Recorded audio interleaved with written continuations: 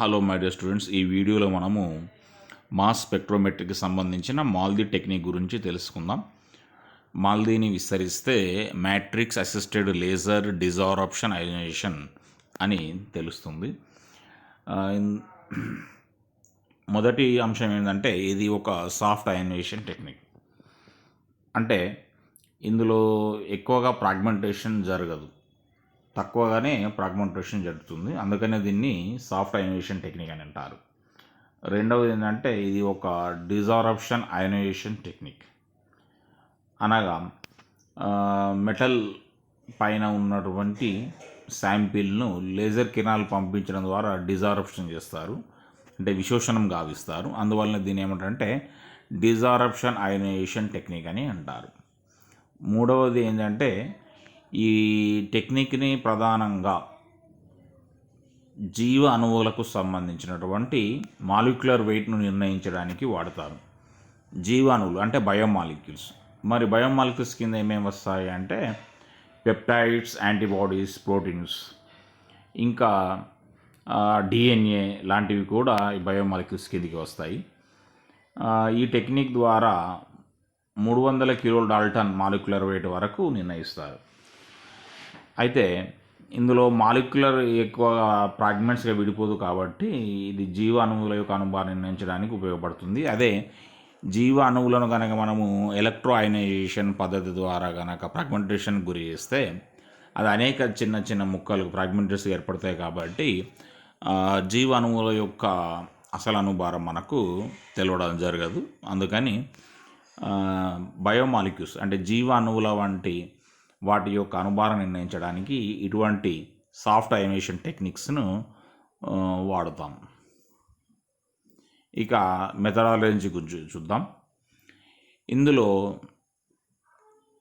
శాంపిల్ను మెట్రిక్స్ను కలుపుతారు. అయితే శాంపిల్ను తగినటువంటి సాల్వెంట్లో కరిగించి సొల్యూషన్ ఏ ప్రిపేర్ చేస్తారు. అదేవిధంగా మ్యాట్రిక్స్ను కూడా అంటే బేస్ పదార్థంగా తీసుకున్నటువంటి మ్యాట్రిక్స్ను కూడా తగిన సూటబుల్ సాల్వెంట్లో కరిగించి సొల్యూషన్ బిని తయారు చేస్తారు.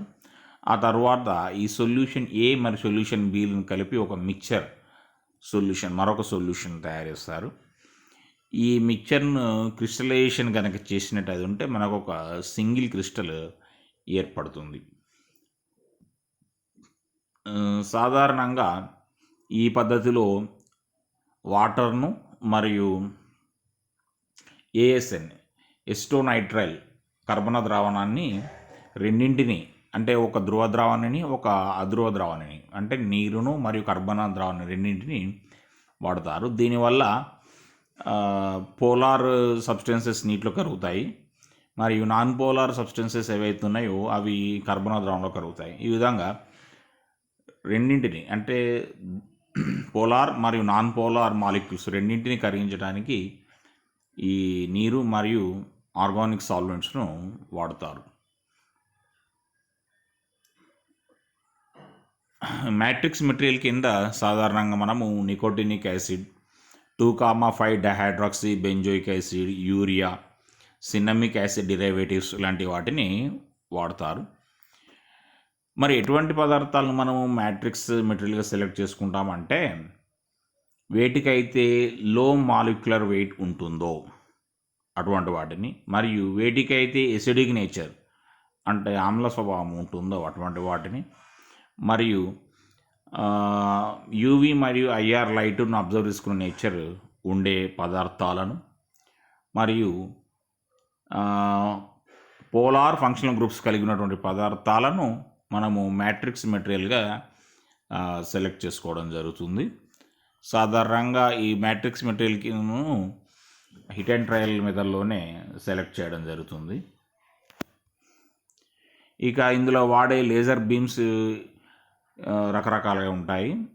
ఇందులో నైట్రోజన్ లేజర్ బీమ్ను వాడవచ్చు.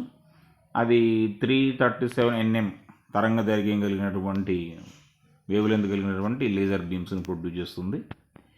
ఇక neodymium వైఏజీ, ND-YAG frequency tripled ND-YAG అనేటువంటి లేజర్ను కూడా వాడచ్చు. ఇది 355 nm వేవ్ లెంత్ కలిగినటువంటి లేజర్స్ను ప్రొడ్యూస్ చేస్తుంది. ఇంకా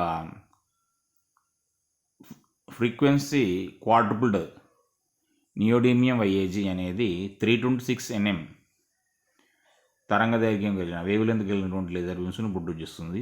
NDYAG అంటే నియోడిమియం, ఇట్రియం, అల్యూమినియం మరియు గార్నెట్. సో ఇవి డిఫరెంట్ లేజర్ సోర్సెస్. వీటిని మనం ఇందులో వాడదాం. ఈ పద్ధతిలో మనం జరిగేటువంటి మెకానిజంను ఈ స్కిమాటిక్ డయాగ్రామ్ ద్వారా మనం గమనించవచ్చు. ఇక్కడ నేను లేజర్ బీమ్ని గీయడం మర్చిపోయాను. ఇక్కడ ఇది ఒక టార్గెట్ ప్లేట్, ఈ మెటల్ టార్గెట్ ప్లేట్. ఈ మెటల్ టార్గెట్ పైన ఈ శాంపిల్ ప్లస్ మ్యాట్రిక్స్ ఉన్నటువంటి క్రిస్టల్ను ఉంచుతారు. దీనిపైకి లేజర్ కిరణాలను పంపించినప్పుడు అబ్లేషన్ మరియు డిజార్ప్షన్ జరుగుతుంది. అబ్లేషన్ అనగా ఉపరితలం నుండి అణువులు వెళ్ళడాన్ని మనం ఏమంటామంటే అబ్లేషన్ అంటాం. తర్వాత అబ్లేషన్ జరిగిన తర్వాత డిజార్ప్షన్ కూడా జరుగుతుంది. అంటే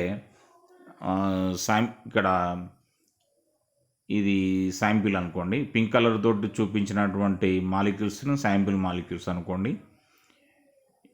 ఇక గ్రీన్ కలర్తో చూపించిన దాన్ని మనము మ్యాట్రిక్స్ మాలిక్యూల్స్ అనుకోండి. సో రెండు కూడా మనకి డిరాప్షన్ జరిగి ఈ మెటల్ ప్లేట్ నుంచి దూరం జరగడం జరుగుతుంది. తర్వాత డిసాల్వేషన్ మరియు అయనైజేషన్ కూడా జరుగుతుంది. డిసాల్వేషన్ అంటే ఈ శాంపిల్ మాలిక్యూల్స్ నుంచి మ్యాట్రిక్స్ మాలిక్యూల్స్ దూరం జరగడం. తర్వాత అయనైజేషన్ కూడా జరుగుతుంది. సో ఈ వీటిని తదుపరి మాస్ అనలైజర్కి కనెక్ట్ చేయడం జరుగుతుంది. ఇందులో మరి అయనైజేషన్ ఏ విధంగా జరుగుతుందో ఇప్పుడు మనం చూద్దాం. ఇక్కడ రెండు రకాలుగా అయనైజేషన్ జరగచ్చు. ఒకటి ప్రోటోనేషన్ ద్వారా, రెండవది డీప్రోటోనేషన్ ద్వారా. సో ప్రోటోనేషన్లో అయితే ఇందులో మనం మ్యాట్రిక్స్ మెటీరియల్గా యాసిడిక్ నేచర్ ఉన్నటువంటి పదార్థాలను వాడుతున్నాం కాబట్టి అవి ప్రోటాన్లను ఇస్తాయి. అందువలన MH+ మా అణువులు ఏర్పడవచ్చు, MH+ అణువులు ఏర్పడవచ్చు. లేదా అంటే ఈ బయోమాలిక్యూల్స్ ఒక H+ను కోల్పోయి M-H నెగిటివ్ అయాన్లను కూడా ఏర్పరచవచ్చు.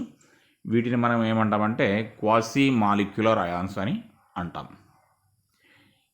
ఈ పద్ధతిలో మనము టైమ్ ఆఫ్ ఫ్లైట్ మాస్ అనలైజర్ను వాడడం జరుగుతుంది.